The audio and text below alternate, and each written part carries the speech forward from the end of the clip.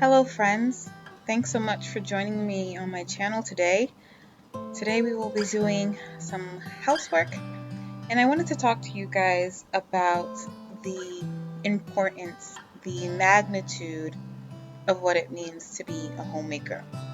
So hopefully you'll join me as I get some stuff done around the house and we talk about God's important role for us as keepers of the home.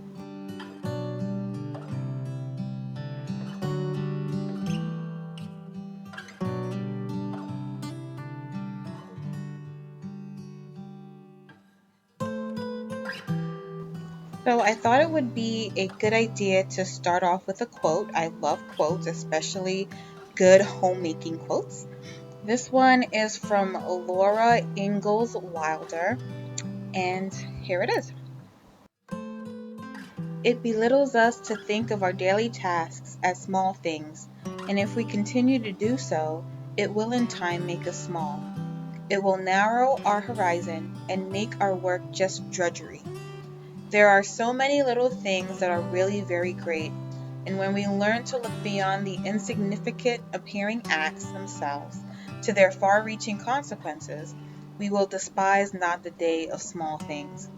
We will feel an added dignity and poise from the fact that our everyday round of duties is as important as any other part of the work of the world.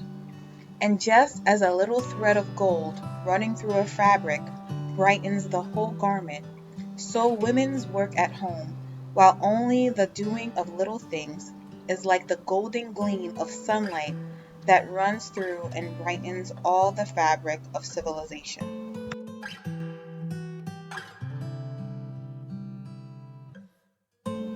I just think that quote is so beautiful, and I think it's important for us to remind ourselves about the importance of our daily tasks. Because when we're washing the dishes and we're folding the laundry and we're doing what I'm doing here, which is making my husband granola, which I have to do for him every few weeks, it can feel like drudgery. It can feel like doing the same old things day in and day out with no real significance.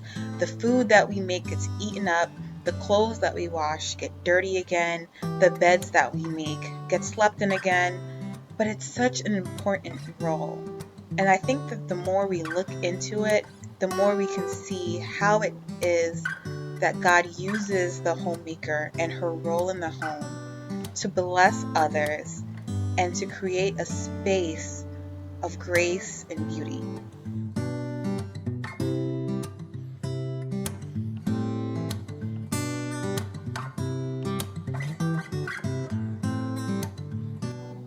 Why is it that we are called homemakers and not housemakers? Why we are not considered housekeepers, but keepers of the home? If you really stop and think about it, what exactly is the difference?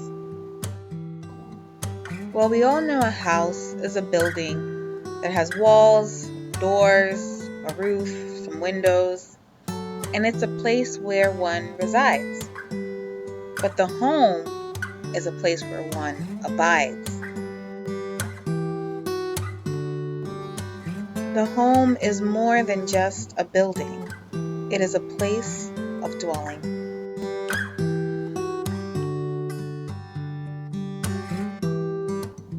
And what transforms this house into a home? A house is transformed into a home through meaning and memory. It becomes a place of connectedness, order, and care. It becomes a place of identity and affiliation. It is a place where one feels like they belong.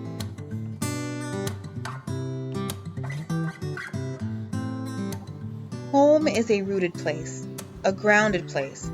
It's filled with stories and with history. It is seen as a place of refuge, and it becomes a place of hospitality. It is a place of origin and one's orientation. So although we may do a lot of tasks that resemble housekeeping, remember that it is more than that. We are not simply keepers of the house, though that is involved. We are also the keeper of memories. We are the developers of meaning, the creators of connection and of order, and the distributors of care. We tender roots and we make stories and we shape identities.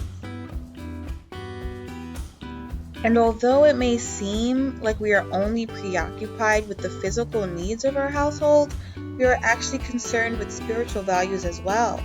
Ones like love and peace, tranquility, and harmony among the people in our household. In a world filled with confusion and trouble, we are creating a secure place for our family to rest. Our homes, as imperfect as they may be, when they are centered around the love and ways of Christ, they become little havens from the world outside.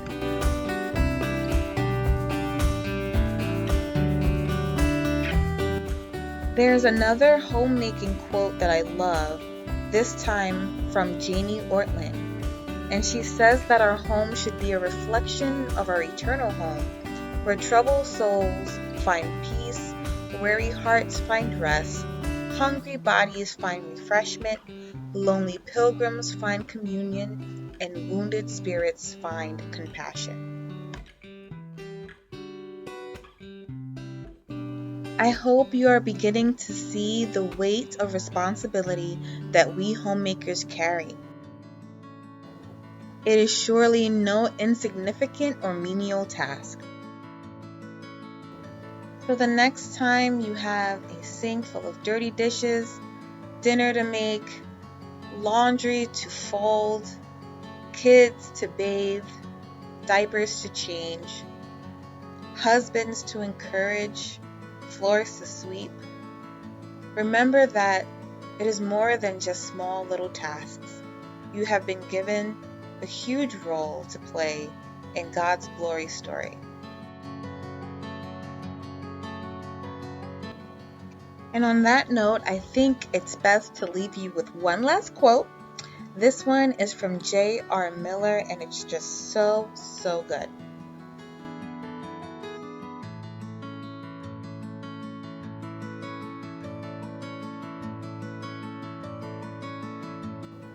A true home is one of the most sacred of places.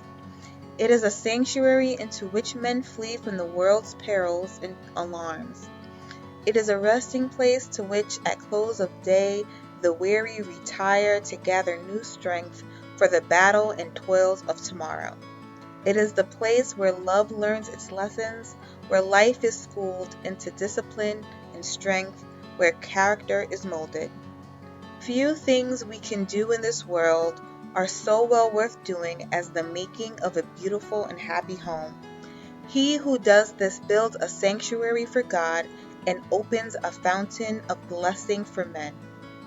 Far more than we know do the strength and beauty of our lives depend upon the home in which we dwell. He who goes forth in the morning from a happy, loving, prayerful home into the world's strife, temptation, struggle, and duty is strong, inspired for noble and virtuous living. The children who are brought up in a true home go out trained and equipped for life's battles and tasks, carrying in their hearts a secret of strength, which will make them brave and loyal to God, and will keep them pure in the world's severest temptations.